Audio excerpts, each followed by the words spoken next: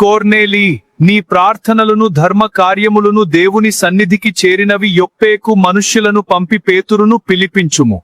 Who are you sir? వద్దు ప్రభువా, అపవిత్రమైనదేమీ నేను తినలేదు. లేచి చంపుకొని తినుము. వద్దు ప్రభువా. What could this mean? దేవుడు పవిత్రపరచిన వాటిని అపవిత్రమని అనకు.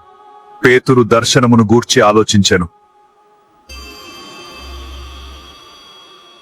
సందేహింపక వారితో వెళ్ళుము, నేనే వారిని పంపియున్నాను. మీరు వచ్చిన కారణమేమి?